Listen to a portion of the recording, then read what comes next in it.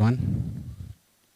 Yes, let me ask everyone to stand as we welcome our class of MBS 29.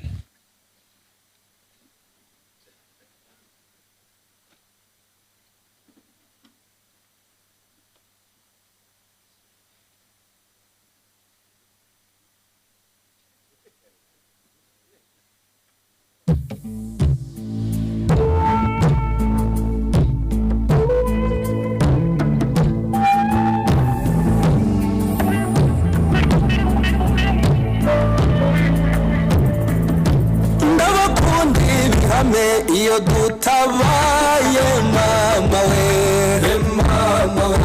ndabakunda cyane muri muhungamba mama we ndavuga kitatire cyamutabazi mama we yari tati atera babisha ubwoba mama we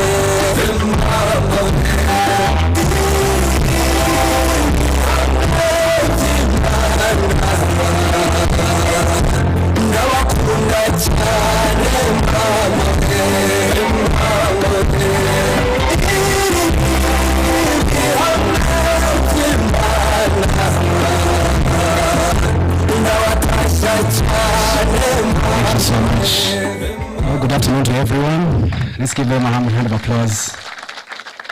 Yeah. Excellent. You may have your seats. So once again, good afternoon to everyone joining us from Rwanda. As well, good morning and good evening to everyone who is joining us from across the world. The University of Global Health Equity welcomes you to its white coat ceremony for our fourth cohort of its medical students, the MBBS class of 2029. My name is, let's give them a round of applause. My name is Dr. Jonathan Abaho. I will be your master of ceremony for today. I'm a lecturer in the Division of Clinical Medicine. And today we are gathered here to celebrate an important milestone in the lives of our students as they transition into the clinical phase of their medical education. So this ceremony signifies their commitment to the values of professionalism, integrity, and compassion as they embark on their journey towards being physicians. So before we proceed, let's take a moment to acknowledge the significance of the white coat. It's not merely a garment, rather it's a symbol of the trust that patients place in their physicians, a reminder of the responsibility that comes with the privilege of caring for others. So on behalf of the UGHE leadership and the UGHE community, I would like to acknowledge the following guests who are joining us both in person and virtually at this ceremony, and whose presence underscores the importance of community and mentorship in shaping the future of healthcare. We have Dr. Joseph Rattigan, UGHE's board chair, and also the keynote speaker for today. Thank you for help. We also have all the UGHE board members who are joining us virtually. We welcome you. We have Nadine Karema, the Executive Director, Partners in Health, Rwanda. Let's give her a round of applause. We have the PIH Leadership Council and Cross-Site Leadership also joining us virtually. Let's also give them a round of applause. We have Professor Philip Cotton, the UGHE Vice Chancellor. You're welcome. We also have Professor Bebe Bekele, the Deputy Vice Chancellor, Academic and Research Affairs, and the Dean for the School of Medicine and Health Sciences. Thank you for joining us. In absentia, we also have Dr. Shivon Biarunkama, our Deputy Vice Chancellor for Administrative and Financial Affairs at UGHE. We want to also welcome Dr. Patrick Orikiriza, the Chair of Division of the Basic Medical Sciences at UGHE. I believe is present. Thank you for coming. We have Dr. Natalie McCall, the Chair of the Division of Clinical Medicine at UGHE.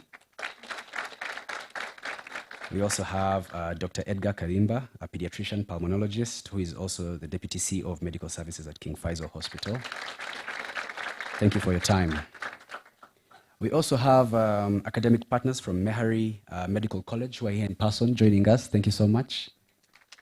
Let's give them a round of applause. Thank you for joining us.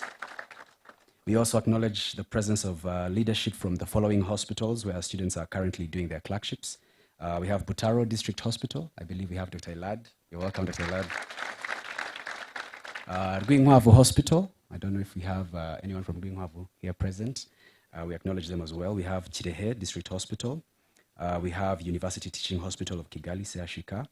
We have the Rwanda International Institute of Ophthalmology, Rwanda Military Hospital, King Faisal Hospital, Kachiru District Hospital, Ndera Neuropsychiatric Teaching Hospital. We also have Chibogora District Hospital, Kabgai District Hospital, and Kabgai Eye Unit. We welcome all of them. Let's give them a round of applause. Thank you for always being with us. We also have our colleagues from Inshuti Mubuzima, IMB. You're welcome. We welcome you. I don't know if they're here, so we can recognize them. We also have, they may be joining us virtually. We also have representatives from the community who teach our students during the community-based education classes and who are represented here by our colleagues from Gitare Health Center. Do we have our colleagues from Gitare Health Center? We welcome them as well. We also have the University of Global Health Equity heads of department present. We also have University of Global Health Equity heads of administrative departments. We have our full-time and visiting faculty who are here. Let's give them a big round of applause, our teachers. Thank you. We also have our staff members. We also have some current students. Do we have some of the current students, MBBS students, 26, 25? They may be around. We also have our alumni, family and friends. We have the UGHE community at large. And we also have our MBBS 29 parents and guardians whom we would like to thank especially for taking their time off work and other duties to come and support us. Thank you so much for being with us today.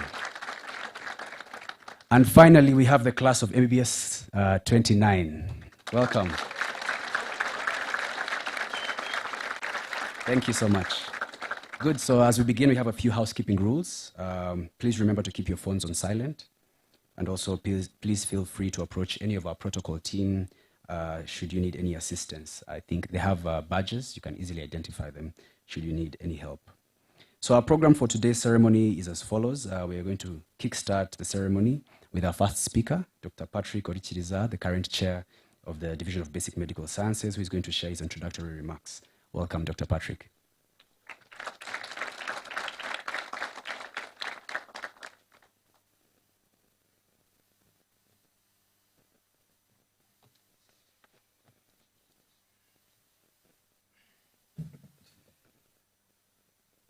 Good afternoon, everyone. All protocols observed. Our dear MBBS 29 students, still students, it is a great honor to stand before you today on your remarkable day and to share with you a few remarks as you transition from BMS to the clinical division. So for the past 24 months, I have witnessed each of you grow academically, professionally, and personally. Not only have you persevered the pressure of back-to-back lectures, which we are good at, and vivas, which I'm sure you enjoyed, written exams, which were always generous, and countless quizzes led by our coordinators. But you have also learned the art of managing your time and, most importantly, regulating your physical and mental well-being. These are skills that will sustain you through your medical journey. The biomedical, as you know, the biomedical sciences phase is designed to equip you with the analytical skills to efficiently diagnose, treat, and prevent diseases. As you progressed through our division, our BMS division, you deepened your understanding of different concepts, terminologies, mechanisms that sustain human life, and what happens when systems fail. In biochemistry, for example, you explore the biochemical pathways that underpin every clinical decision that you will make one day. In pharmacology, you were challenged to consider appropriate treatments and body's response to treatment. In pathology, we revealed the structure and functional changes that accompany illness. As many of you shared during your trips into the UGHE dissection camp, you encountered cadavers for the first time. And I know this was not easy for most of you as you gave us feedback. But we believe that through this experience, you learned not only the anatomy that the dissection exposed you to, but also empathy. You learned precision, teamwork, and the discipline required to translate anatomical knowledge into safe clinical practice. Let me also mention that in physiology, you explored how the human body functions and how disruptions to these systems give rise to danger. Finally, in microbiology, you learned the diversity of infectious agents and the mechanisms they use to cause disease. I still remember the first time you were pronouncing those terminologies like Staphylococcus aureus, but now I have seen you recite these microbes at ease. So these courses have trained your minds to think critically, to reason carefully, and to base decisions on evidence. We believe that this foundation will guide every clinical judgment you will make from this point onwards. Your understanding of disease mechanisms will help you diagnose and treat, but your kindness will help patients to heal. You will see conditions that were not in the slides that we usually offer you, and you will face some questions that may not necessarily be easy to answer. I want you to always think that this is normal and be inquisitive to ask as many questions as possible. This is normal, and I implore you to learn as well from the patients who might teach you lessons that you cannot find in any textbooks. So as you continue moving forward, know that the BMS or Biomedical Science Division faculty and staff are proud of your achievement and are confident in your readiness to progress in your clinical years. Please join me in thanking our dedicated BMS faculty and staff and the entire UGHE family. Some of the faculty are present from BMS. If you could stand up for a few seconds.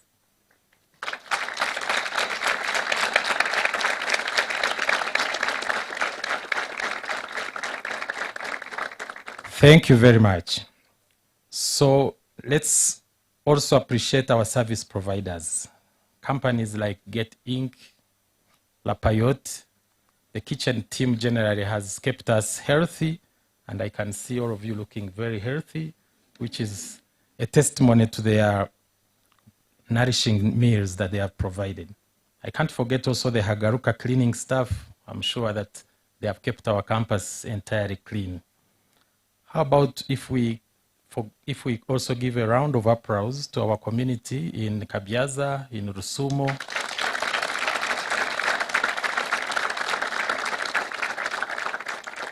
Thank you very much. I know some of you have been popular in some places like Wakanda. But I believe this was also necessary. As you wear your white coat ceremony today, your white coats today, may you remember that this is not a symbol of status, like Dr. Jonathan mentioned, but a sign of responsibility. You are now prepared to enter the next phase of your training, equipped with knowledge, confidence, and curiosity to apply it. Congratulations to each and every one of you on this important milestone. May this next chapter challenge you, inspire you, and remind you of the extraordinary privilege you hold to care for others at their most vulnerable need. Always remember the last words, some of the words from Paul, Fama tot mon semon, which is the Haitian for every person is a person. Thank you very much, and I wish you the best.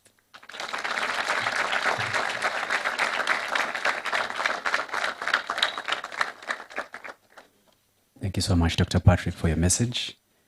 It is my pleasure to invite the Chair of the Division of Clinical Medicine, Dr. Natalie McCall, to deliver her message as well. Welcome.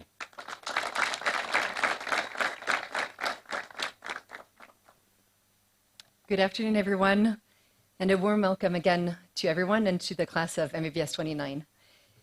So you've heard, I'm Dr. Natalie McCall. I'm the chair of the Division of the Clinical Medicine, and as a pediatrician, I have a particular interest in growth and development. And I think of today as a moment of new growth for each of you. I have met you briefly over the last 2 weeks, and it's been truly a pleasure. And I'm hearing much more from Dr. Patrick, and I really look forward to getting to know each one of you. But this is really, truly an important milestone that we're celebrating. And I know it sometimes feels ceremonial and a little bit artificial, but I hope this will really stay in your memories and on our photos, and that you will remember this moment as you're stepping into this new step of your training. So you've heard it, you're about to begin one of the most exciting and transformative phase of your education, and maybe even of your life, because your life is actually going to change. You are thinking of it, but you will see it. As you embark on this new chapter, I want to reflect slightly, maybe like Dr. Patrick did, on the journey that you've already taken. Many of you have shared in a form that you filled, which I will use later on to talk about you, so thank you for that. But you have shared some of the most memorable moments from the basic medical science or the biomedical science years. The late night study sessions, the camaraderie of your study groups, these are things that kept coming up a lot. The thrill of anatomy dissection, the unforgettable Viva exams, you're right, Dr. Patrick, and those humorous moments where an unnamed professor from the biomedical science would ask questions like, is it yours or mine? Apparently, this is something we need to learn about. And the whole class would burst into laughter, just like now. The unnamed professor probably recognizes himself. So these experiences have shaped your lives into resilient learners. We know you can learn, you have delivered, you are here today, right? Up until now, you spent hours immersed in books, in anatomy labs, in lively classroom debates, which I have learned from reading your reflections you really enjoy. But now you're stepping into a world where those lessons come to life through real patient encounters. So this changes things. Transitioning from textbooks to real patients is really a remarkable step, you will see. You'll find yourself in rooms where patients, in the most fragile and hard moments of their lives, will place a very special level of trust in you. Even you as medical students will have a really important place in their life journey to play. They will share their stories, they will share their vulnerabilities, they will share their hopes, and they will allow you to learn not just about disease and treatments, but really about empathy, about humanity, about the art of listening, and about yourselves. While the white coat ceremony, with the white coat you will soon wear, you inherit a profound responsibility. That term keeps coming back, you will hear it. But basically your responsibility is to care deeply and compassionately for every individual who places their trust in you, to uphold the highest ethical standards, to advocate for the most vulnerable, and to continually strive for excellence in all you do. It might feel a little bit daunting when you hear all these things like put on you. You know, you're like, oh, I'm gonna have to go through this. But remember, I think part of your reflection was that you are not alone on this journey. You supported each other through the BMS, and you really still have each other. And also, most importantly, you have a team of very committed faculty who are going to support you through every step of this journey. So I will ask all the Division of Clinical Medicine faculty to stand up, our visiting faculty as well, our staff, our admin assistants, just so we can clap for them. These are some of the ones. We probably have online also the faculty in the hospitals. We send them the link to the white coat ceremony, who are just as much as part of our team, and who are also very excited to walk with you along this journey. So as you begin this chapter, embrace this privilege with all your heart, your mind, your hands, and your feet. You will see why you will need your feet as well, which is not often mentioned by Dina Bebe. We are truly excited to welcome you, to walk with you, and to see you grow into the incredible physicians you will become. So once again, welcome to the Division of Clinical Medicine.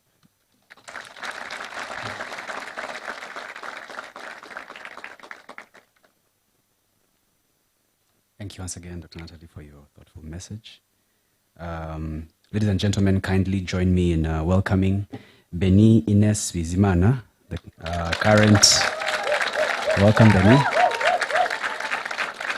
So Beni is a current MBBS-29 student who is going to deliver the student address by sharing her reflections on what this moment means to her class and what they aspire to achieve as future physicians. Welcome, Beni.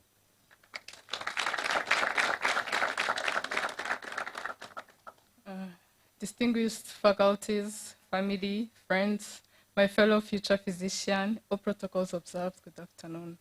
My name is Benines Vizimana, and it is an honor to stand here today as the student representative for the class of 2029 on this day that marks not only a milestone, but a transformation. At first glance, UGHE seemed like just another medical university, but a few clicks on the internet quickly proved otherwise. It wasn't merely about the facilities or the comfort promised to students, but about its strong mission: to equip the next generation of global health leaders with the skills to protect the most vulnerable and improve health outcomes and social systems. That's the kind of vision that resonates with all of us who dream of becoming doctors. And of course, no parent is ever prouder than when they say, "My child is a doctor." That pretty much explains why we applied. Then on June 14, 2023, we officially became UGHE students. But back then, we didn't truly understand the depth of the mission, especially what it meant to be global health leaders. In these 2 years of basic medical sciences, we saw medicine in a whole new light. Anatomy came, and sometimes we wondered if we're studying our own bodies. And with Professor Abebe Muche, none of us forgot that learning meant staying fully awake. His classes kept us all on our toes because at any moment he could call on one of us with a question that was anything but simple. And when you missed a structure, he asked, "Is it yours?" We laughed about it later, but in that moment, we sat just a little straighter, listened a little harder, and learned far more than we realized. His style pushed us to think, not hide, and looking back, we appreciate how much it shaped our confidence and discipline. Our pathology professors reminded us that diseases don't read textbooks, teaching us that medicine goes far beyond what's written on pages. Dr. Dio always brought the hardest concepts to life, pushing us to think critically and understand the story behind every disease.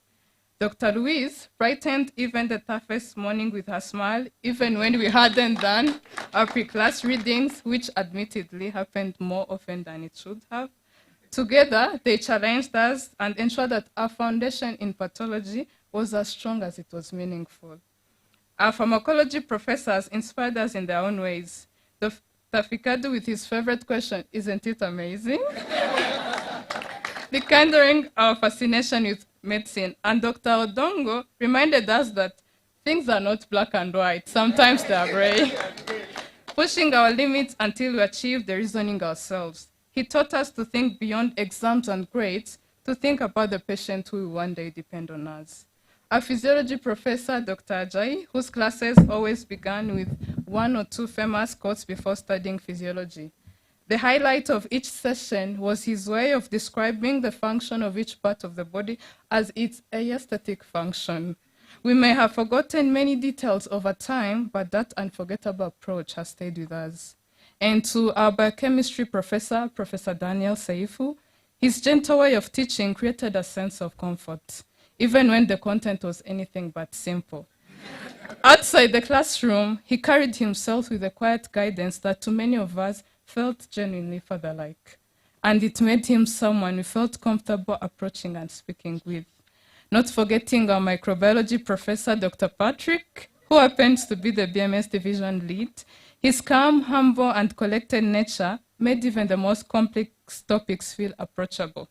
And of course, none of us will ever forget the famous virulence factors, a term that somehow found its way into almost every lecture with him. His passion for the subject and his patience with us truly set the tone for how science should be taught, with curiosity and kindness. In our second year, we were introduced to new professors.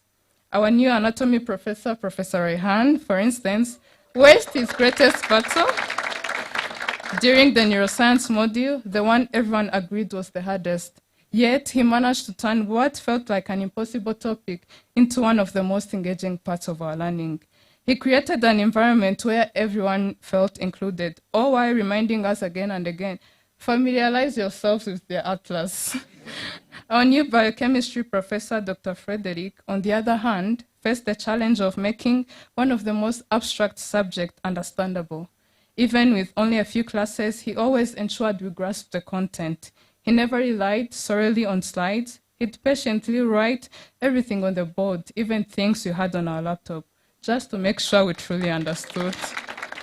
And to our amazing coordinators, Dr. Jean-Paul, Dr. Ren, Dr. Nicole, Mr. Jean-Baptiste, and our wonderful Mr. Yves and Mrs. Celine, Your dedication and tireless effort ensure that our learning always stayed on track, even when we didn't always make it easy. You supported us quietly but powerfully, and we are truly grateful for the care and humility you brought to our education. Throughout all of that, we didn't just grow as students, we grew as a class. Every challenge, every late night study session, and every shared laugh brought us together. We celebrated each other's achievement, big or small, because every success felt like our own. Over time, we became more than classmates. We became friends who understood each other's strengths, weaknesses, and dreams. That unity became our strength, reminding us that medicine may be an individual calling, but it is a collective journey. And within that unity were those who carried the weight of representing us with remarkable patience, dedication, and grace. Our class representatives, Krista Tona and Moses Olusimvi, and our class spokesperson, David Biamaseize. Whether it was managing countless questions, last-minute changes, or navigating our occasional chaos, they consistently led with calmness, integrity, and an unwavering commitment to all of us. Throughout our journey, we were fortunate to find mentors who went beyond teaching. They guided and inspired us. Every time we saw Dina Bebe on campus, he never failed to make time for us, and always reminding us that there's no such thing as not having time. It's all about priorities. And when we learned that he earned his second PhD while handling all his responsibilities, that message hit even deeper because we saw that he lived by the very words he shared with us. To the BMS division, thank you once again for being our first mentors. You didn't just teach us medicine, you taught us how to think like doctors. Every lesson, every challenge, and every moment of the patients build the foundation we now stand on. We owe much of who we are to your guidance and dedication. To the clinical department, we are ready for your mentorship as we take this next step. We promise to listen, to learn, and to strive every day to earn the title of doctor. We also can't forget the UGHE staff, from hospitality, transport to campus life, infrastructure, and our amazing Haguruka team. You truly created an environment in Butaro that fostered learning and well-being. Your constant support, from maintaining a peaceful campus to ensuring our comfort and daily needs, has contributed greatly to both our academic success and mental wellness. And to our dear parents, when you left us here, we didn't just learn medicine as you may know it. We learned humanity, equity, and empathy. We learned to think beyond the box, to grow together, to support one another through our first medical experience, and to become the class you see before you today. We thank the Almighty God, our cornerstone, through every sleepless night, every small victory, and every challenge that shaped us. May He continue to guide us to become the kind of doctors the world truly needs. Finally, I'll close with one of my favorite quotes from our late Chancellor, Dr. Paul Farmer. The idea that some lives matter less is the root of all that is wrong with the world. He gave each of us the chance to challenge that idea, to live it out through our work and our choices. The true measure of a doctor lies not in titles or academic achievements, but in an unwavering commitment to treat every life with equal dignity and respect. So, dear class of 2029, as we receive our white coats today, let us always remember that this coat is not just a fabric, it is a mantle of responsibility. It carries the weight of hope, the burden of trust, and the power to heal. Let us wear it with pride, but more importantly, with humility. Thank you.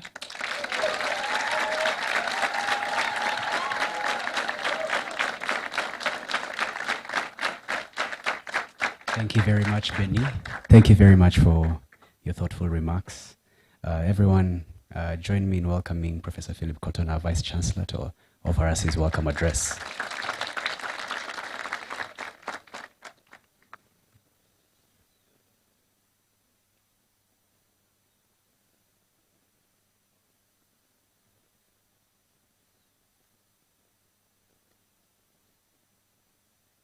Middleway. Good afternoon.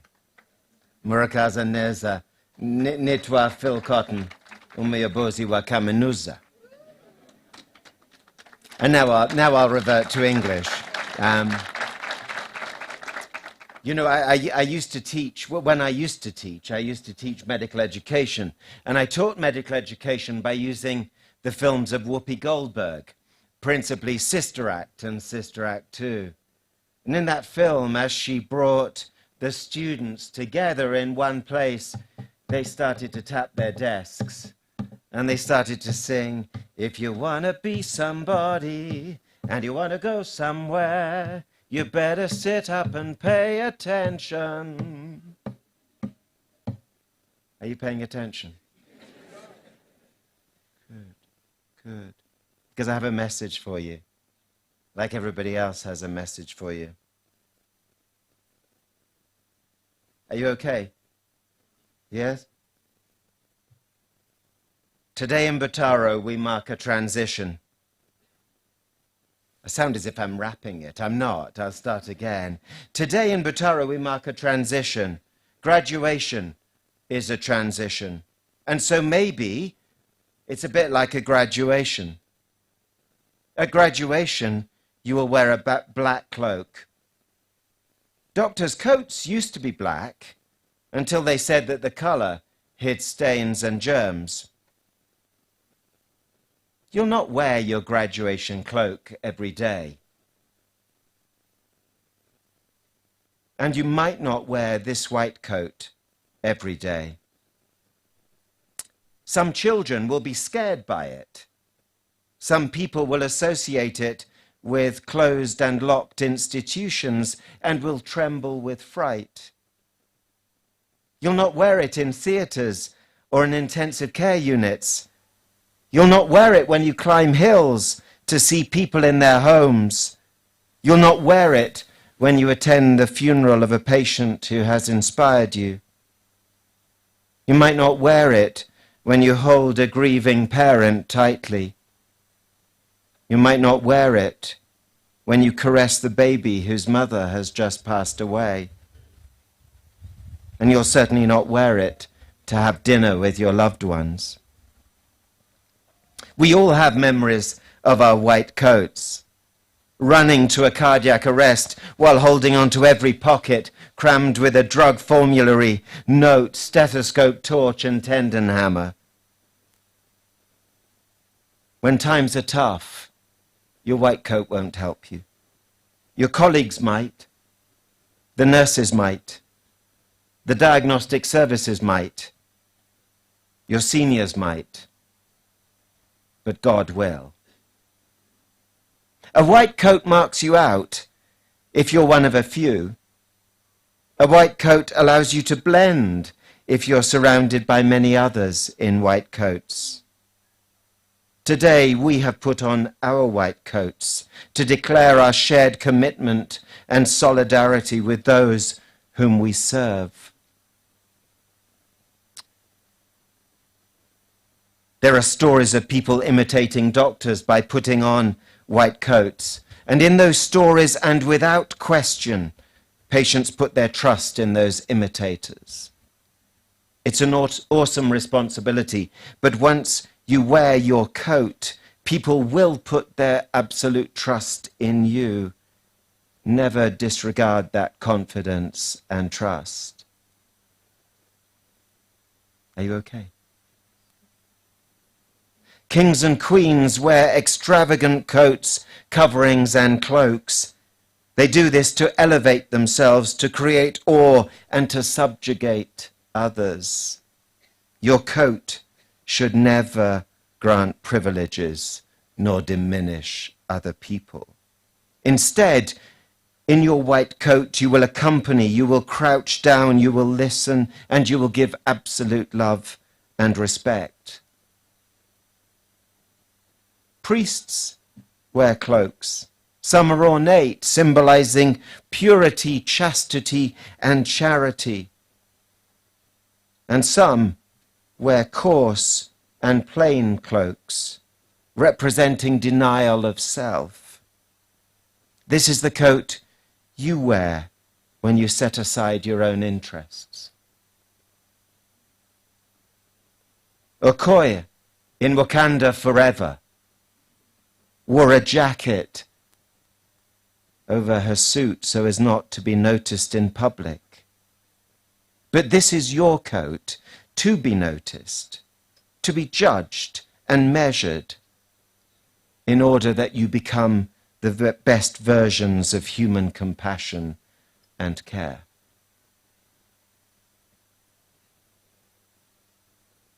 Harry Potter had an invisibility cloak. This is your humility cloak. Here and now is a reminder not of our greatness or of our successes, but a reminder of our commitment to the service of others. And this is why we wear our white coats.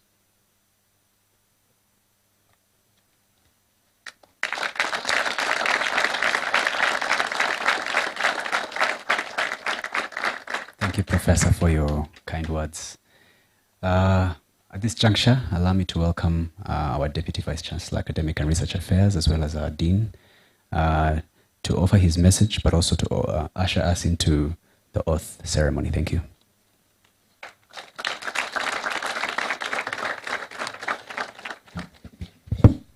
Thank you very much, Jonathan. Good afternoon, everyone. Dear MBBS 29 students, most importantly, families of the students, please allow me to start by making a special mention of a few guests that are with us today. These are the team from the Meharry Medical College, led by Dean Daniel Dawes, who traveled all the way from the US to join you in this brilliant day. And let me first start by echoing everything Drs. Patrick, Drs. Natalie, and Professor Phil have said, and by offering my warmest congratulations on this well-deserved milestone in your journey. Most importantly, I want to begin by acknowledging the people who stood behind you and beside you to reach this day. Your parents, your family, your friends, your basic medical sciences faculty, your visiting faculty here with us today and those abroad, the entire UGHE academic team, the people that fed you, drove you around, managed your accommodation, and took care of you in every possible way. The entire UGHE community shares this moment with you. Today is truly a milestone, your white coat ceremony, and as we celebrate it, allow me to share a brief history lessons. After all, this is a medical school, the place where we tell you that the human body is simply a miracle, and then spend the next hour showing you all the 1,000 ways it can go wrong. By the time you graduate, you'll have seen so much that you may wonder, how in God's name did humanity survive this far? White coat ceremonies are a rite of passage at medical schools worldwide, but their origins are surprisingly entertaining. There are actually two versions of it. The first version takes us to the University of Chicago, around 1989, where a certain professor complained to the dean of students that the first-year medical students, quote unquote, were showing up in shorts and basketball caps to the school. The dean, determined to restore order, apparently created a ceremony designed to give medical students a white coat and the physician's coat. Hence, the white coat ceremony was born. Students were then told that for any session where there are patients present, we expect you to look like professionals, wear a white coat, and behave appropriately. The second story, perhaps the most famous one, comes from University of Columbia in New York, 1993. A pediatric neurologist by the name Dr. Arnold P. Gold worried that while medical students were becoming highly skilled in science and technology, the human side of medicine, empathy, listening, and compassion, were fading. He believed that these values should not be taught at the end of their training, but from the very first day. So he led the creation of a ceremony where students received their white coats, not as a symbol of authority, but as a symbol of responsibility. Since then, the white coat was simply a practical garment to keep physicians clean, and yet, in the days of the old barber surgeons, as dirty as it could be, when its deep stains were seen as proof of how busy and popular the surgeon was, has come to represent something far greater. I'm not going to repeat the meaning of white coat ceremony now. Professor Phil has described this very, very well. In a few minutes, you'll walk in front of us, smiling and wearing your brand new white coat for the first time. Before long, these coats will be filled with pockets containing spiral-bound notebooks, pieces of paper with patient information on them, a half-eaten bar of chocolate or banana, a pen that has stopped working for the past few months, and much more. And as you walk across the halls of the Butaro Hospital, you will quickly learn that your stethoscope is your magic wand. Wave it around confidently, and nobody dares question you. But you'll also discover quite quickly that the hardest questions to answer during ward rounds in surgery are not the pathophysiology of sepsis or the surgical management of a diabetic foot, but where did I put my pen? Before I close, I want to share my usual ensemble of 5 thoughts. Some were passed to me by my teachers, some are my own. First, when I was a medical student, the term digital only referred to rectal exams. But boy, times have changed significantly. Everyone now is talking about AI and how it's going to replace you one day. However, some truth never changes. The patient always comes first, no matter what. Take the patient out of the equation, and you are just a dude in a white coat. Second, there will be days when you feel overwhelmed, exhausted, and even ready to give up.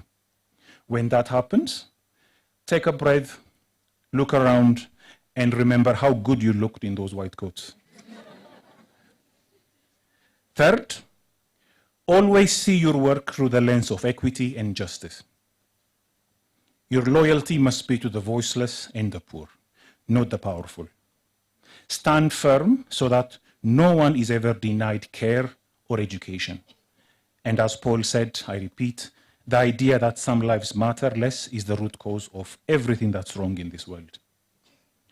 Fourth, being a clinical student is sometimes amusing.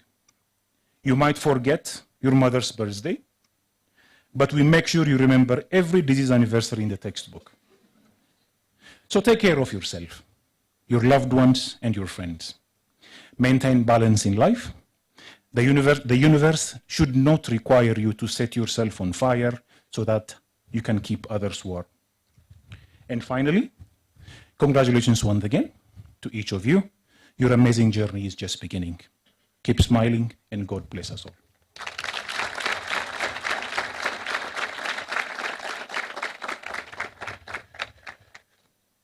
We will now officially start the white coat ceremony. Class of MBBS 29, please rise. And repeat the UGHE Medical Students Pledge of Ethics after me. Please raise your right hand.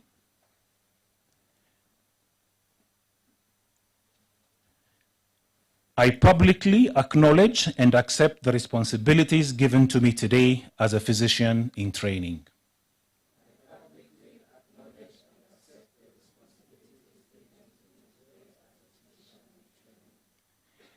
Even as a student,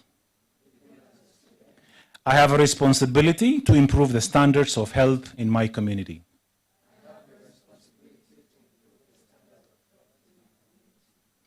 I will not forget the core principles of this institution, the preferential options to the poor and underserved.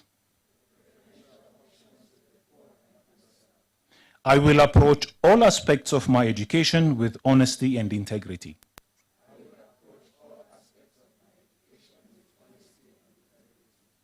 I will always maintain the highest standards of professional conduct.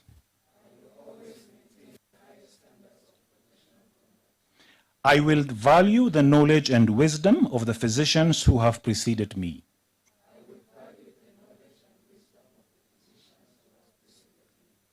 I will recognize my weaknesses and strengths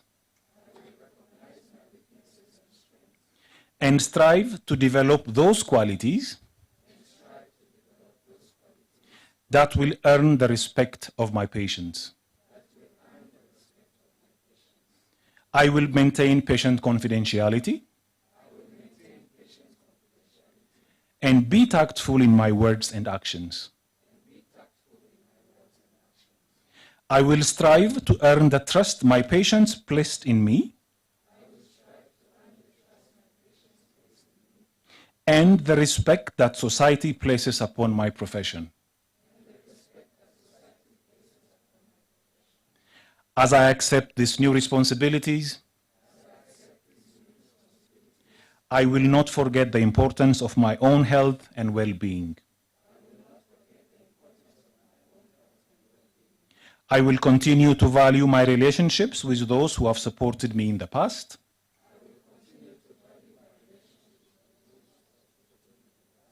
And those who will share my future. I make these promises solemnly, freely, and upon my honor. So help me God. Please be seated.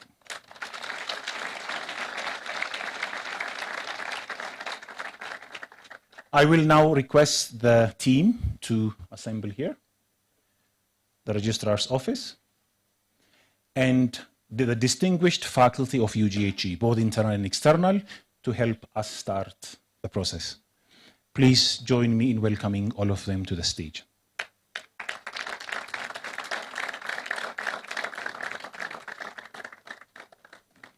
And this session will be led by Drs. Natalie and Dr. Barnabas. May I kindly now ask the board chair, Dr. Rattigan, and the vice chancellor, Professor Cotton, to the right side of the stage. Thank you.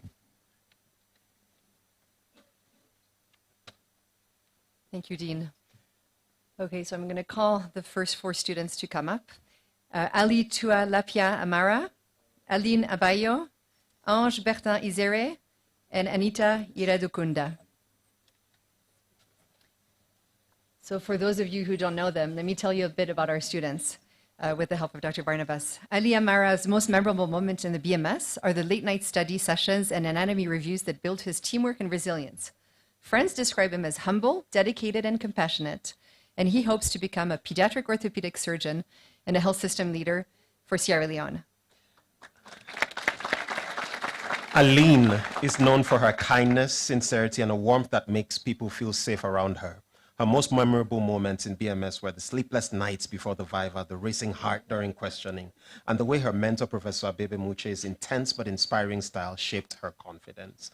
Her long-term goal is to work as an emergency surgeon who doesn't give up on saving lives. Ange Izere is known as a calm, brilliant, and deeply caring. He holds close the lessons from Prof. Wandongo's class that medicine is rarely black and white and that real care requires standing and understanding the gray. In the future, he hopes to specialize in pediatric musculoskeletal care so children can walk, play, and live free from preventable diseases. He is interested in orthopedic surgery. And Anifa speaks of the heart in more ways than one. 20 years from now, she envisions herself as a cardiologist who not only treats cardiovascular disease, but helps reshape prevention across Africa through research, digital health, and policy. Friends describe her as proactive, thoughtful, emotionally intelligent. Next, I'm going to call Anne Nice Peace, Irena Liz Irumva, Baylor Jallo, and Benny Ines Bizimana. So Anne Nice Peace is recognized for her quiet strength. One of her favorite BMS memories was a spirited class debate on insomnia and sleep. In fact, you might remember it, Dr. Barnabas, a moment she loved because it turned learning into curiosity and a real conversation. She hopes to become a neuroscientist or geneticist who also teaches and mentors future learners in the future.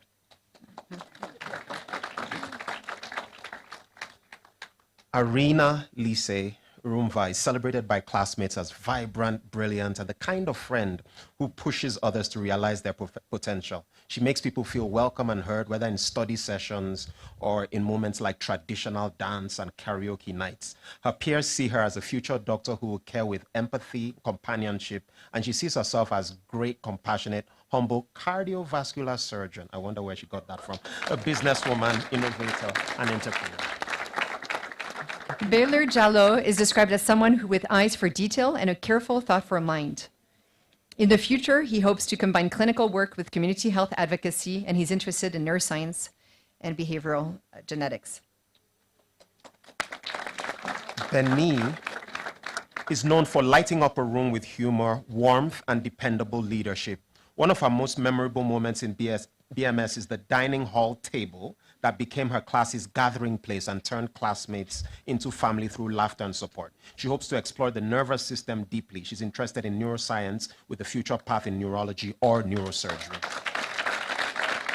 Next, I will call Krista Tona, Kristela Irakiza, David Seize, Sano Denise Iradukunda.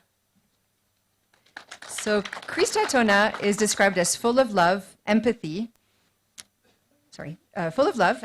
and responsibility. She often recalls the hot debates in class, moments where everyone defended passionately and learned to think beyond memorization. Her future points toward pediatric surgery paired with teaching. Okay. So Kristela is described as someone with unshakable intellectual curiosity, genuine compassion. She never settles for memorizing facts. She always pushes to understand the why behind the disease and the human story inside it.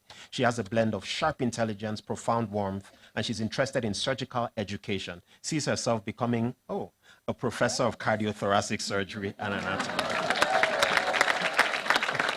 David Seize is known as a joyful, intelligent team player who brings energy and positivity to any environment. If you are tense and tired, go find him. He is interested in general surgery, especially emergency and trauma surgery. And Denise Sano Iradukunda is known for her discipline. Friends remember seeing her in the library before sunrise, steady and focused. She hopes to build a successful gynecology practice that provides quality care for women while balancing a full family as a mother of 2 children. Okay. Now I'm calling Divine Iradukunda, Egide Ishimwe, Fabiola Umutesi, and Fabrice Chiaka. Divine Iradukunda is a thoughtful, kind, and future pediatrician, who leads with quiet confidence and deep empathy. She dreams of one day opening a pediatric center for underprivileged children. Her gentle, respectful way with people will make her a doctor that families trust. And Egide Ishimwe is a curious, resilient student who embraces the journey of becoming a doctor with an open mind. Proudly undecided between gynecology, plastic surgery, orthopedics, he's driven by exploration, teamwork, and a love of learning. Wherever he lands, he aims for clinical excellence, leadership, and service. Fabiola Umutesi is described as hardworking, passionate, deeply caring. She remembers the emotional roller coasters of BMS, the panic before the quizzes, the relief when the class reps announced there wasn't one, and the way the class celebrated very small wins. She is interested in surgery. Fabrice Chiaka is an aspiring oncologist and global health leader, driven to improving cancer care through medicine, research, and policy, especially in low-resource settings. Known for his warm humor and positive energy, he puts people at ease and hopes to train future health leaders at UGHE with compassion and integrity. Okay, next, I will call Fatmata Thor Osayo Kamara, Provident Lan, Janice Mami Ingabire, Giselle Hirwa Uwachu. So Fatmata Thor is drawn to caring for people at the very start of life, especially through pediatrics and OBGYN, while also excited by the problem solving of surgery. Compassionate, smart, and funny, she brings warmth, humility, and multi-talented energy. Freddie Robert Elhan Provident is described as thoughtful, kind-hearted, and a student with a love for learning, especially physiology, and a clear commitment to research wherever his medical path leads. Known for putting others first, he will bring that same selfless care to his future patients. Freddie. Janice Mami Ingarive hopes to become a pediatrician grounded in social medicine, caring for children while also tackling the social roots of illness and promoting equity. Warm, attentive, and deeply compassionate, she'll be the kind of doctor who truly listens and builds trust in every encounter. Giselle Herwa Uwachu dreams of becoming a compassionate cardiologist who not only treats heart disease, but also leads prevention efforts and mentors future doctors. She's hardworking, detail-oriented, deeply patient-centered. And if you ever study with her, you know her secret weapon: quick dance breaks to reset the brain before diving back into cardiology level. Okay, next, I will call Ian Kawesi Kagwa, Isaac Nyaleye, Jean-Luc Ndayishimiye, and Jerry Mugisha. So Ian is described as confident, smart, and deeply dedicated, someone who will wrestle with medical questions long after everyone else has gone to sleep, refusing to stop until he truly understands. His grit and resilience and willingness to have difficult conversations will make him the kind of advocate patients feel safe with, especially when the odds are stacked against him. Looking ahead, he speaks boldly about becoming Africa's greatest neurosurgeon, but his friends actually see in him a surgeon, or even maybe a gynecologist, whose vision is bigger than the theater, perhaps even a future health leader shaping policy in Uganda. Isaac Nayelo he hopes to specialize in internal medicine or gynecology and one day build one of Malawi's best health facilities. He is noted by his friends having patience, empathy, and humility. He will be a doctor who makes patients feel truly heard and safe. Jean-Luc Ndayishimiye is disciplined, wise, and deeply caring. An MVP, both on the basketball court, is that true? And in the way he supports his friends. Humble, sharp, and steady under pressure, he'll make patients feel safe and respected. And in the future, he hopes to specialize in oncology, pathology, or urology, but definitely teach the next generation. Jerry Mugisha is a hardworking, joyful, confident individual with real gift for thoughtful discussion and critical reasoning. He's driven by compassion and advocacy and is seen as someone people trust, not just for his skill, but for how he shows up for them. He's especially interested in internal medicine. Okay, next, I will call Jocelyn Dusabimana, Kelia Umutoni, Kevine Kairangwa, and Maribon Curie Ntsazimana.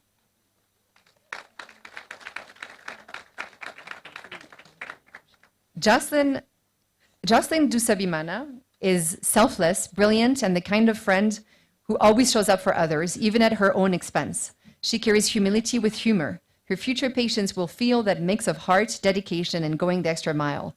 She's especially interested in, it cut off, let's see, in clinical oncology. Kalia Umutoni.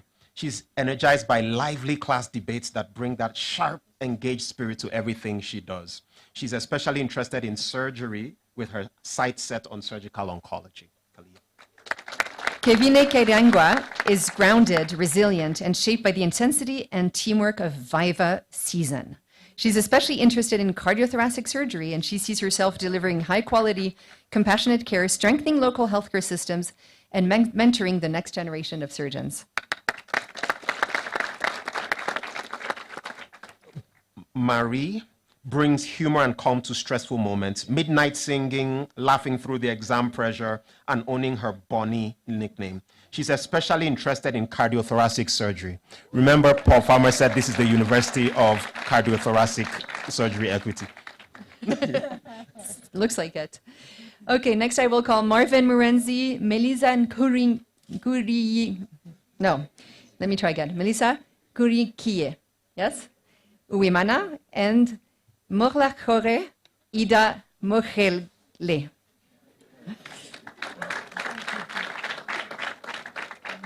And sorry, Moses Walusimbi. Marvin Murenzi is deeply team-oriented and motivated by community, always drawing strength from study partners and shared wins. He's especially interested in pediatric surgery and research focused on children's access to care. Melissa radiates joy and energy, balancing laughter, dancing, steady hard work through BMS. She's especially interested in orthopedic surgery and sports medicine, plus teaching and research in that space.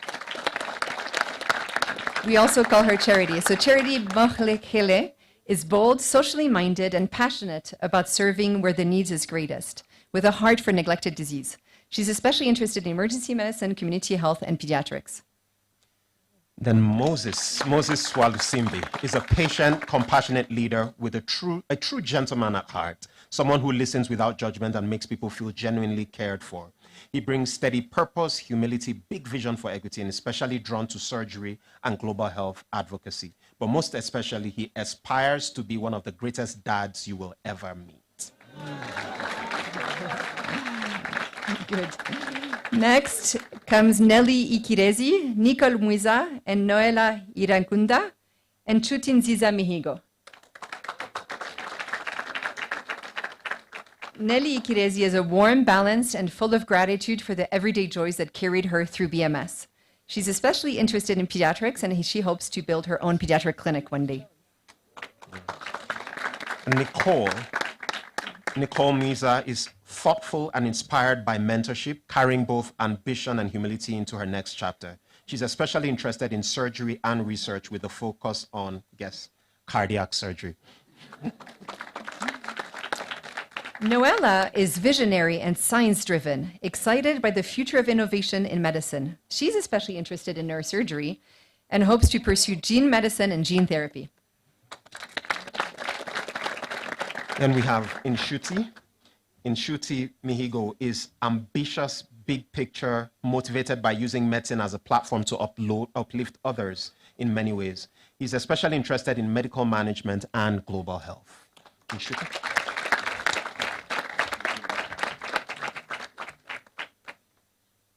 Okay, next is Parfait Mukundwa, Pascal Kalisa, Peniel Iturize, and Queen Gihiozo. Parfait Mukundwa is steady, hardworking, and shaped by the long nights and persistence of BMS. She's especially interested in cardiothoracic surgery. Pascal Kalisa. He is compassionate and service-anchored, committed to bringing hope and dignified care to vulnerable communities. He also aspires to build a joyful and loving home and family. He's especially interested in oncology and focused on serving people in the Eastern DRC. Pascal. Peniel Iturize is reflective, courageous, and called to lead. Someone who sees medicine as both a skill and a responsibility. He's especially interested in surgery and medical education.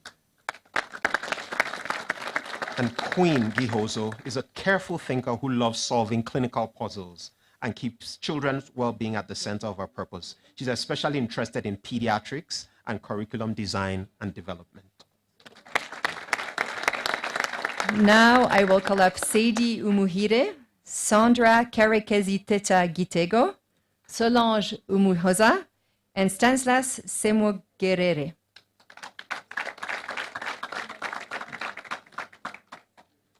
Sadie Ineza is tender-hearted and boldly principled. She's determined to stand beside the vulnerable and the unseen. She's especially interested right now in neurosurgery, but she's staying open to growth in clinical years. Sandra Karikezi Teta Giteho is driven, entrepreneurial, and unafraid of hard work, someone already imagining the clinic she'll build. She's especially interested in dermatology and cosmetic dermatology practice. Solange Umuhoza blends sharp public health vision with surgical ambition and thrives in teamwork that makes learning joyful. She's especially interested in oral and maxillofacial surgery and global health policy.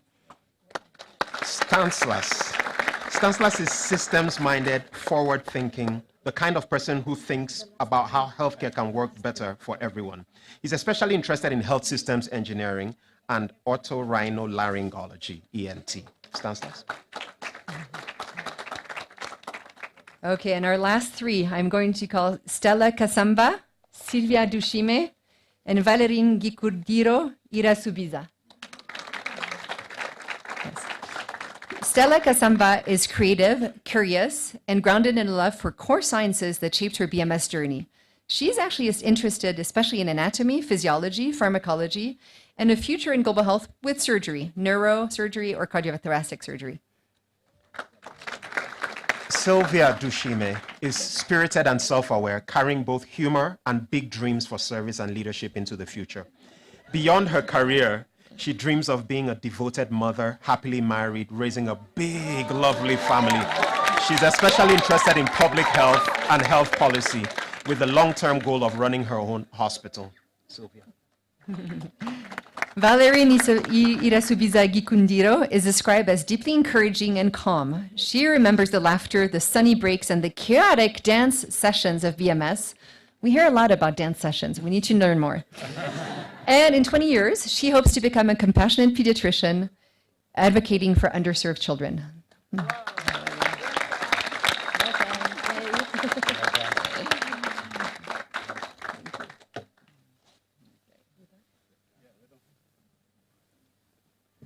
Talking about dance sessions, I think it's time for one big dance session.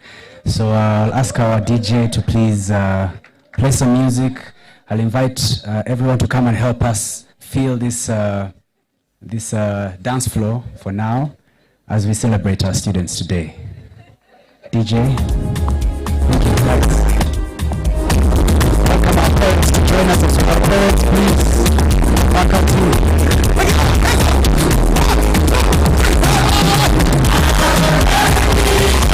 Everyone, please stand up.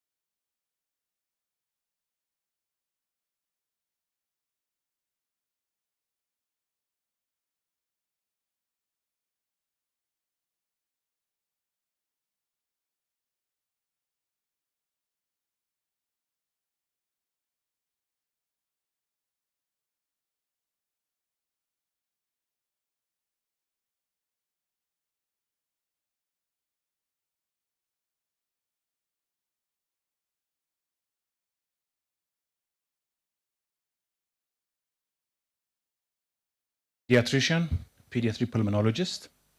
He's the person I take my daughters to see. That's how much trust the Rwandan population, we, his friends, his colleagues have in him. The reason he's speaking to you today is, number one, to share his wisdom with you. Reaching this level is not easy. There are bumps, hurdles he had to pass through, and show you some pointers for success.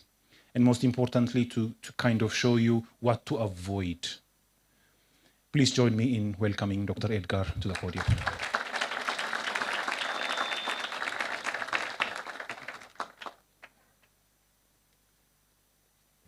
A very good afternoon. I'm truly honored to have been invited today to be part of this ceremony. I almost feel jealous that back in the days I didn't have a white coat ceremony. Isn't this beautiful? This is truly beautiful. Congratulations, class of 2029.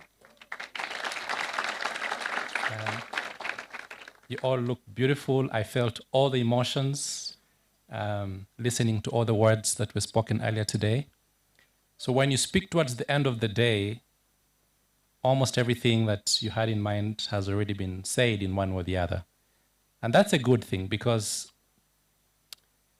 I was invited to share from my heart and to share from my personal journey and just very simple reflections the past almost 20 years of my observations through medical school, through residency, through fellowship, and working as a specialist the past 10 years plus with colleagues, and that's exactly what I'll do. But before I do that, I would like to honor the leadership of UGHE, Dr. Rachigan, the Board of Directors Chair, Prof. Phil, Prof. Abebe, division chairs, senior leaders, faculty, colleagues, parents. It's really an amazing day. And it's my first time to be at this campus, surprisingly. I'm not too sure why it took me that long. I feel like I should have been here way before. But it's beautiful. Being a pediatric pulmonologist, the first thing I looked at was the air quality index, and it's beautiful. So my lungs feel better, everything feels better, and the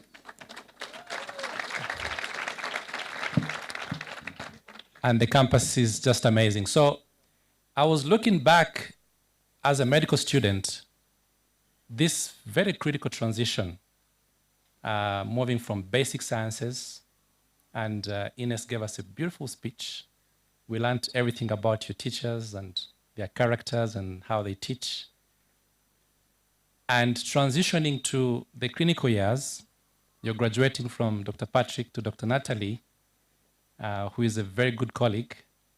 I also heard that your prospective desires and specialties that you think you will eventually attain are quite diverse. I've heard, a lot of cardiothoracic surgeons.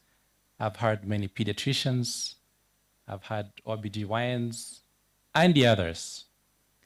It actually reminded me of, before I go on, it reminded me of that very popular joke of how different specialists have different perspectives. You've heard about the different doctors going hunting together? Not yet. Okay, I'll tell you. Most of your faculty already know. So there's this story about a general practitioner, an internist, a radiologist, and a surgeon who went hunting together, right? They were hunting ducks. And they had their shotguns and they were ready. So a duck came, and the GP, the general practitioner, said, looks like a duck, sounds like a duck, probably a duck. So while he was still debating, the duck flew off. And then another one came, the internist said, well, before we do anything, I need all these tests I need a full blood count, CRP, procalcitonin, U&E, liver function test. I need to make sure this is a DAC. And then the radiologist said, you know, while we're at that, let's get a chest x-ray, let's get maybe a CT scan will help. And within all those discussions, the surgeon, bang, hit the DAC. The DAC fell, and then it was like, somebody should confirm if it's a DAC. Who is probably the pathologist who will have to confirm. And if there was a psychiatrist, he or she would have probably approached and say, why do you feel you're actually a DAC? So you're transitioning to clinical practice, to clerkship, and every patient is very wide. And it generally takes a team effort, right? I remember very vividly my very first day of my third year, my first clerkship. I was assigned to a surgical ward, adult male surgical ward. And my very first patient, who I'll never forget, was an elderly man who was a chronic patient, had end-stage prostate CA, had a urine catheter, very frail, very sick. He had bed sores, pressure sores. You probably don't know that, but that's a sign of very poor nursing care and medical care in general. Didn't have family,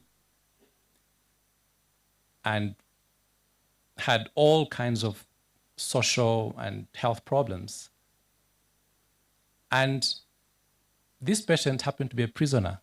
He actually had, how do you call that? He was in cuffs on his bed. And I was shocked as a young medical student, like, okay, do they think this practically bag of bones is going to run away? And of course, he didn't have family, he didn't have proper hygiene, and I was supposed to look at his file, examine him, talk to him, basically clerk the patient and follow him up for the time I was in that ward. And that was a reality check for me. I remember very well. The journey with that patient stuck with me, and I still remember it like it's yesterday, everything that happened those few weeks. And a lot has been said. What Prof. Phil said, what Dr. Abebe said, what the chair said is all true. The good thing about the DNA about UGHE, from my observation, is the all-encompassing approach. And I just have to confirm what has already been said to you. Very briefly, very simple reflections. The first thing that I see with students and residents every time they're rotating in the hospitals and we're doing rounds together. Please get patient names. Don't refer to patients as the lady with something, the child with, this is the patient, day 2 of admission, admitted for 1, 2, 3, 4, 5. Please start with a name. Every patient has a name. Every patient is an individual human.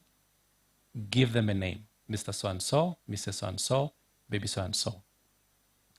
One of the earliest things that creates trust between a physician, because now they're going to, you have your white coats, you have your beautiful stethoscopes. I'm not sure why they chose color blue, but it's a beautiful color. All the stethoscopes are blue. I think next year they should mix in pink and purple and orange, right? Because you all look very colorful. So almost, it's very, very rare when I do rounds for students and residents to actually address patients by their names. I hope class of 2029, you're different. Treat every patient as a human. Give them a name. They have a name. When you come the next morning, say, good morning, Mr. So-and-so, good morning. Or ask the mother, how is baby so-and-so? It's very, very, very important. And it sticks with the patients. I always surprise parents when we meet somewhere and I say, how is so-and-so? For the children that I remember the names. I always try to remember. Secondly, it has been said over and over again already, compassion and empathy. It's also in your oath. Beautiful oath. I don't know who authored it, but it's beautiful. I love the words. If there's one thing that is extremely underrated, it's compassion and empathy. Very underrated.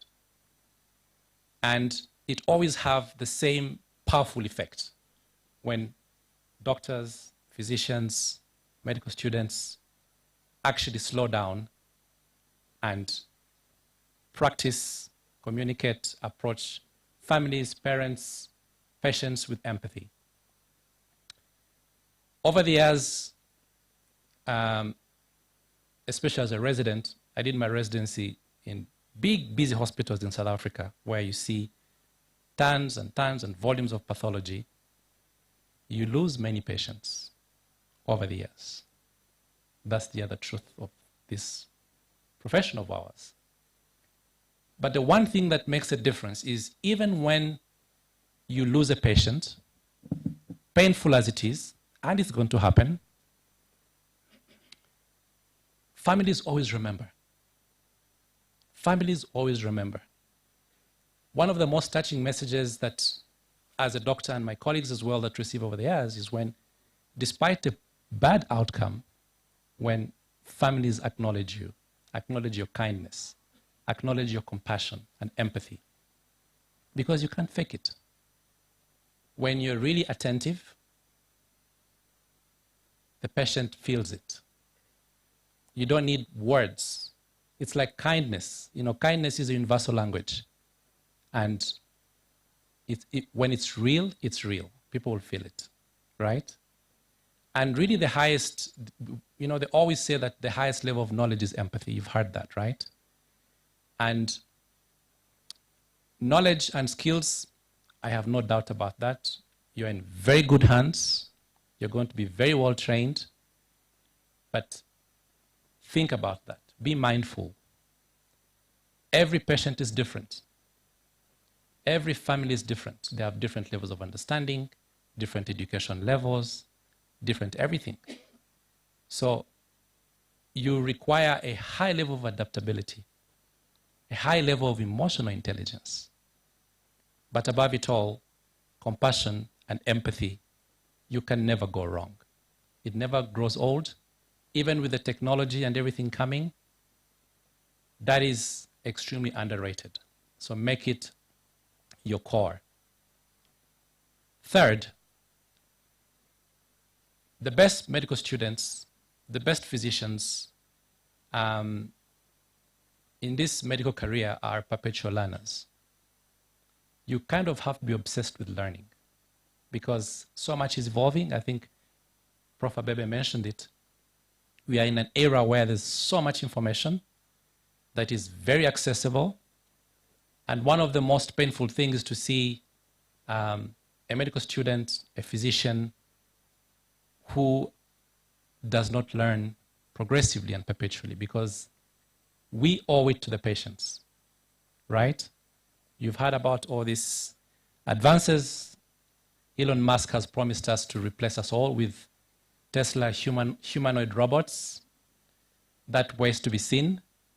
But there's so much advancement, artificial intelligence, technology, and we are obliged.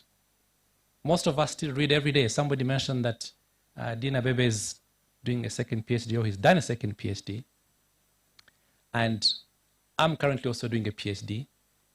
And many other senior colleagues are perpetual learners. So that has to be with you. Otherwise, you cannot survive in this profession. And last but not least, has been said as well, also mentioned in your oath, balance is very important, right? The profession and the career as it is, it's highly demanding emotionally. You work long hours. Sometimes you feel abused and drained. As a matter of fact, on my way here, driving from Kigali, I probably had WhatsApp messages from at least 15 parents, at least. I had a couple of phone calls. I even got a consult from Butaro Hospital. There's a child with diffuse lung disease that looks like interstitial lung disease, very sick. A very brilliant young intern called me and we talked for a good couple of minutes. So you get abused as a doctor.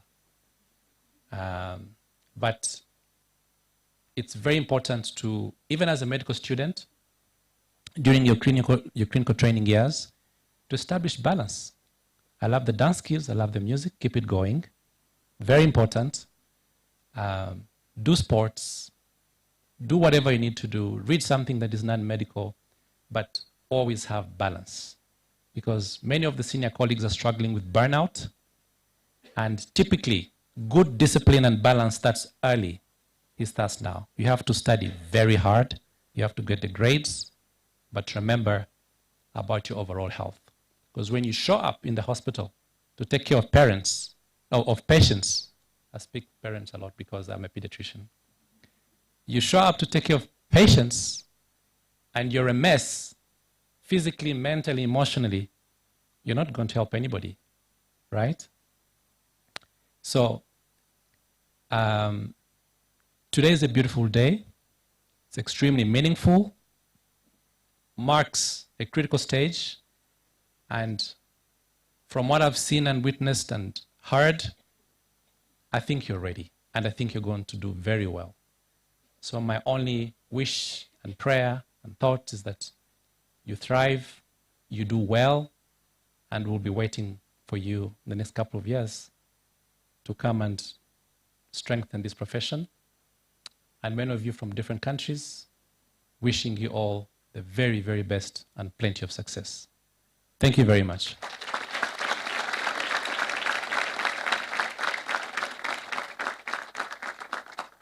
Thank you very much, Dr. Edgar, for your wisdom.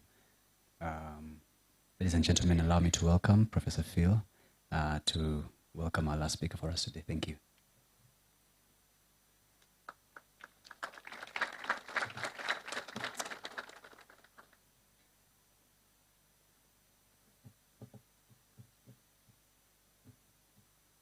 You know, if you're going to achieve all these things that people talk about, empathy and compassion, you have to move towards doing something that's really important. And that is to remove those things that oppress people. Because people often come to you feeling oppressed. The prospect of seeing a doctor, getting lost in a hospital, getting confused by the systems, the way you present yourselves, the language you use, sometimes the words that you use, sometimes the physicality of your rooms, sitting behind big desks covered with lots and lots of papers. The fact that you take phone calls in the middle of consultations, those are the things that oppress people, or some of the things. So always think about trying to remove those things that oppress people. Turikumwe. Yeah.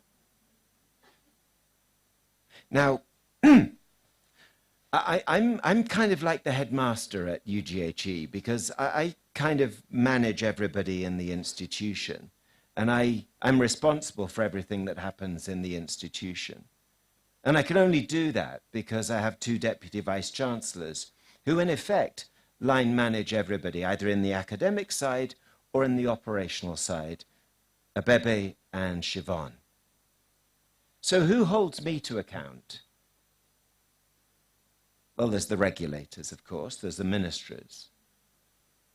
But I'm held to account by the board of governors of the university. And the board of governors are absolutely critical in not only supporting the decisions that Abebe, Siobhan, and myself might take, but also in holding us to account, in keeping us to task. I'm really, really so fortunate at UGHE to have an incredible board of governors. In fact, Nadine, we often introduce as the head of IMB, but she also sits on our board. She's one of the people who governs this university. And you've seen some of the other people, such as one of the PIH founders, Ophelia Dahl, amongst those. But a board of governors is only really as good as its chair. And the chair of the board of governors is somebody who spent much of his career walking alongside Paul Farmer, Jim Kim, and others. In fact, since Paul's death, he's been named as the Paul Farmer Chair at Brigham and Women's Hospital in Boston as part of his appointment at Harvard Medical School. He's a physician. He's simply a beautiful human being. And his name, ladies and gentlemen, is Joe Rattigan.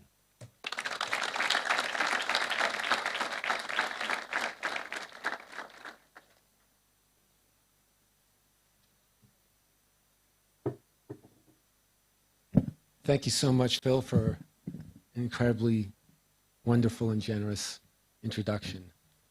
And let me just say on behalf of the board and as board chair, it has been so wonderful working with you. And we all feel so lucky at UGHE that you've come on over the past few years as vice chancellor. It's really made a difference here. I think all of us will echo that.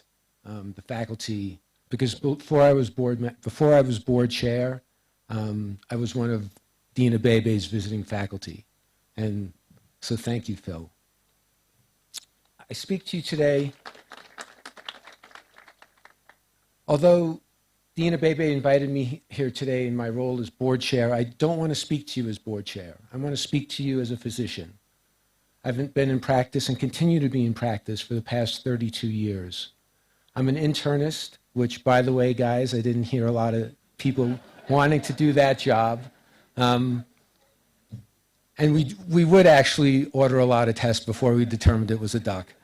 But internal medicine to me was the place where physiology and disease and compassion and patient encounters all kind of came together. And I work in the hospital. I don't see outpatients, I see patients only in the hospital, which I find is a unique challenge in trying to build that therapeutic relationship quickly and for people who don't know me at all. So I come to you as a physician. I'd like to begin my remarks with just a few words of gratitude. I want to echo some of the previous speakers and welcome and thank all of the students' families who traveled to be here with us today. It's because of all the love and nurturing that you gave your children when they were young and continue to give them that made this day possible. I would like to thank all the preclinical faculty, Patrick, and all the preclinical faculty who are here today. You are really the unsung heroes of medical education. You have taught our students the fundamental principles that will allow them to be excellent clinicians and scientists. For the past month, our clinical faculty and many visiting faculty have been teaching our students the essential skills of being a physician. Thank you for this and for supervising our students on the wards next month. Dean Abebe, thank you for all your inspiring leadership that has helped realize Paul Farmer's vision today. This is the 4th white coat ceremony you have presided over, and we are all looking forward to celebrating the MBBS graduation in January. And I would like to also thank the entire UGHE community, everyone who works behind the scenes at UGHE, the folks who pay the bills, keep us safe, clean our buildings, and tend our gardens. Dear members of the class of 2029, I have greatly enjoyed being able to spend some time with you over the past few days in the classroom. Congratulations on completing your preclinical education and arriving here today on the verge of what you have been preparing to do for the past few years, to start to take care of patients. The white coat that you wear symbolizes your commitment to uphold the values of our profession and your dedication to providing excellent care to all those who seek your attention. It announces to the world that you have worked to acquire the knowledge and skills to preserve health, to treat disease, and to manage chronic illness. And it promises that you will employ these skills with compassion, with humility, and in the service of equity. You have made the choice to enter a profession that requires selflessness and a lifelong commitment to continuous learning. The white coat is not a gift that your teachers bestow on you. It is an achievement that you have earned through countless hours of hard work and sacrifice. But you must earn the privilege to wear that coat every day of your professional lives. That is because there is also a dark side to the white coat. Yes, a dark side. Your white coat can easily become a convenient way to hide behind the veneer of authority and to distance yourself from your patients. Too frequently, we hear stories from our friends and family of how a doctor treated them poorly by not listening to them or by belittling their concerns. Instead of listening carefully to what patients have to say and being willing to struggle to understand them, too often doctors proudly button up their coats and make their proclamations. When a patient is brave enough to ask a question, the reply is often, "I'm the doctor, that's what I said." And I must confess, I have hidden behind my white coat at times, especially during my internship and residency, not to dismiss my patients' concerns, but rather to protect myself from their painful emotions. At those times, often when I was overworked and sleep deprived, I found myself reciting all the right words to console my patient, but also refusing to truly feel the depths of their suffering, refusing to genuinely be present with them. I was like a robot wearing a white coat. What I first did to occasionally protect myself became a habit that I did regularly, until one day, after a particularly difficult shift in the ICU, I realized I was depriving myself of the very reason I went into medicine: the desire to connect with people who are suffering and to work to relieve it. And you will be tempted to do the same thing. You will be tempted to hide behind your white coat. Sometimes the anguish and the misery our patients experience are overwhelming. Sometimes we cannot bear the grief and the sorrow we encounter. But those moments will pass, I promise. Please forgive yourselves when you momentarily step off the path. All of us are just beautifully flawed humans striving to live up to our ideals. At those moments, instead of berating yourself, embrace the bright side of the white coat. Embrace the fact that you have come all this way in order to heal those who suffer. Embrace your commitment to our profession and to your patients. And embrace the fact that you are part of a community of kindred spirits who, however imperfectly, strive to meet patients where they are. So instead of wearing the white coat to protect yourself, like a knight wears a suit of armor, wear it as a beacon that proclaims your willingness to listen, to learn, and to care. And finally, please remember that what matters most to patients is not your white coat. It is the person beneath that coat. When your patient's afflictions have made them the most vulnerable, it is your kindness and your gentleness that will begin to heal them even before you have made a diagnosis. You will participate in some of the most extreme moments of your patients' lives, and your presence there, your genuine presence, will not only bear witness to their suffering, but it will also do something that no medication can ever do. It will remind them that although their illness has robbed them of many things, it has not robbed them of the many glorious and the many beautiful things that make them and you human. Thank you.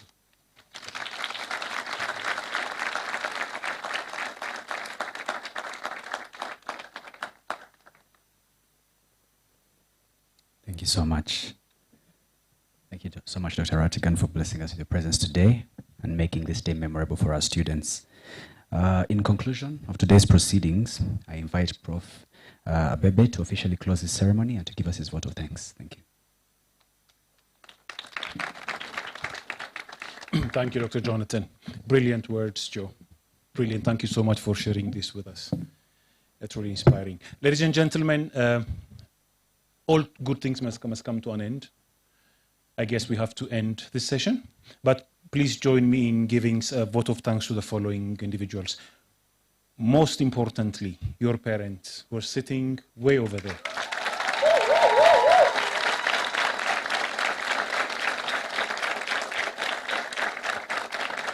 I would just like to mention that there are some parents who travel thousands of miles from across Africa to join you. The rest, you know how valuable they are for you. Thank you very much for joining us, parents, guardians, brothers and sisters. Second is to our registrar's office. Where is Charlene? The brains behind the ceremony. And these two young men, man and woman, sitting right on my right. These are the brains behind this ceremony and of the past 4 white coat ceremonies. As the Vice Chancellor indicated earlier, this wouldn't have been possible without the dedicated efforts of the entire UGHE community. Faculty, staff, leadership, the campus community, no one spared. Everyone at UGHE. On the behalf of the Vice Chancellor, please accept our sincere words of appreciation. We're joined today by the press, journalists, our IT and photography, video team. They are the ones that made this event available to those who are not able to join us in person, our board members, our visiting faculty, our admirers, our supporters. And thank you very much. And lastly, to the MBBS 29, for looking this elegant. I probably have passed you, I wouldn't have recognized you. You can dress up, you can dress up. Congratulations in job, very, very well done. This brings us to the conclusion of this beautiful event. I will now ask Jonathan to indicate the next steps. Thank you very much. Thank you, Dean. So the next steps is we're going to have a photo opportunity. So students, please, you're going to follow Dean towards the Ubuntu Global Faculty Building for a picture. And then after that, you will continue towards the reception where you'll hang your pledge. And also from there, you will please go to the library area where we've set up a photo opportunity for you, for the class, but also for your parents and anyone else who wants to take some pictures with you. Yes, and I think at that juncture, so please follow the Dean. Good. As we conclude, I think that's it. Please, big thanks to everyone for coming. Thank you. Have a good evening.